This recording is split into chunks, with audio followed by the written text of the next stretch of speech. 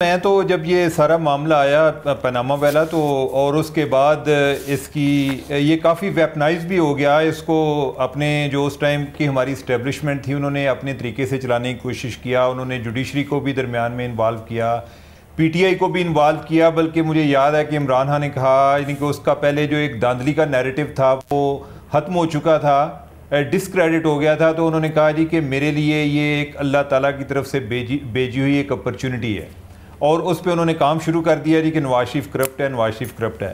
اب as a journalist اب یہ ہے کہ میں تو کسی کے بارے میں اس طرح کا کوئی ایک بلینکٹ سٹیٹمنٹ نہیں دے سکتا. میں تو یہ ہے کہ جو میرے سامنے کیس ہے اس پر ہم بات کر سکتے ہیں کہ اس میں کیا ثابت ہوا, کیا ثابت نہیں ہوا. میں اس ٹائم جب یہ کیس دیکھتا تھا تو مجھے یہ لگتا تھا کہ اس میں زیادہ سے زیادہ یہ ہو سکتا ہے کہ مریم نواز شریف کو مس ڈیکلیریشن کی بنیاد پر کوئی ایف بی آر کی طرف سے کوئی کارروائی ہو سکتی ہے, کیونکہ مریم نواز جو ہیں وہ اس ٹائم کوئی لا میکر بھی نہیں تھیں کہ ان کو ڈسکوالیفائی کیا جا سکتا. کیس کیا تھا, کیس میں یہ آیا تھا کہ جو ادھر کی جو یہ ایون فیلڈ اپارٹمنٹس ہیں ان کی جو ایک بینیفیشل اونر ہے, جو ایک خفیہ مالک ہے, وہ تو مریم نواز ہے.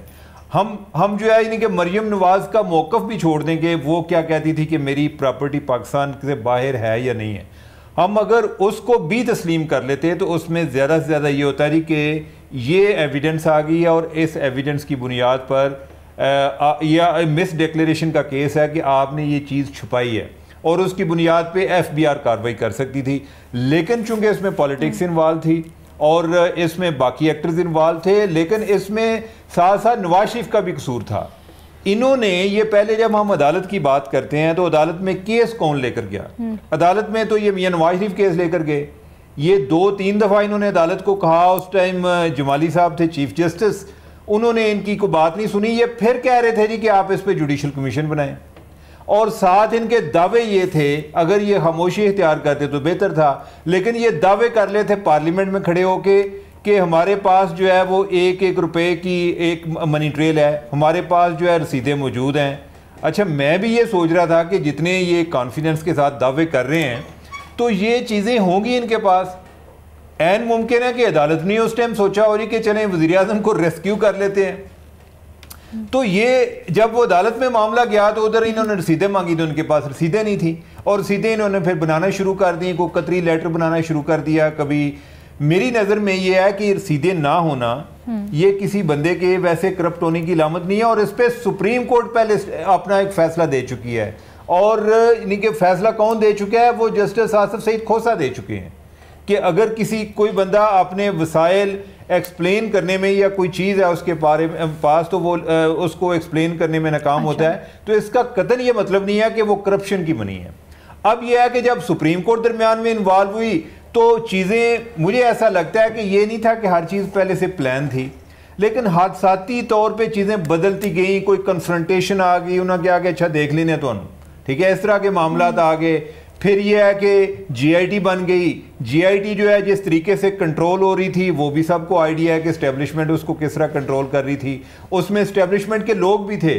By the way us time یہ بھی ہوا کہ ایک سٹیج یہ بھی تھی, جی آئی ٹی جب بنی تو اس ٹائم جنرل باجوہ نے ان کو میاں نواز شریف کو پیغام پہنچایا کہ آپ ہمارے بندے جو ہیں یہ درمیان میں شامل نہ کریں, اگر کریں گے آپ کو کوئی کلین چٹ ملتی ہے تو پھر بھی ہم گندے ہو جائیں گے جی کہ میاں نواز شریف کو ایز اے وزیر اعظم بچایا, اور اگر آپ کو کلین چٹ نہیں ملتی تو پھر بھی ہم ایز اے سازشی اس میں پورٹرے ہوں گے.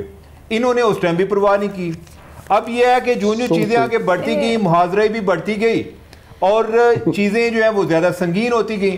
اور جو آج جو چیز سامنے آئی ہے, جب ہم عدالتوں کی بات کر رہے ہیں کہ یہ عدالت میں وہ آج سرخرو ہو گئے ہیں, تو پہلا سوال یہ پیدا ہوتا ہے کہ اس کا ریفرنس بنانے کے لیے عدالت نے نیب کو ڈکٹیٹ کیا تھا.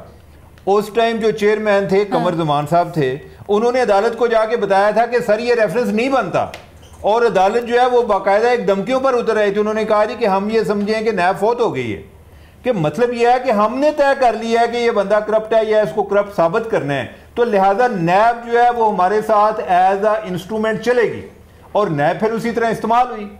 اب یہ ہے کہ جب آج بھی عدالت میں یہ سوال آیا تھا جی کہ آپ نے کیا پھر زبردستی بنایا تھا, تو اگر میرے اہل عدالت کا یہ سکوپ ہو تو ان کو یہ چیز چیک کرنی چاہیے کہ جو سپریم کورٹ ہے اس ٹائم وہ کیا کر رہی تھی.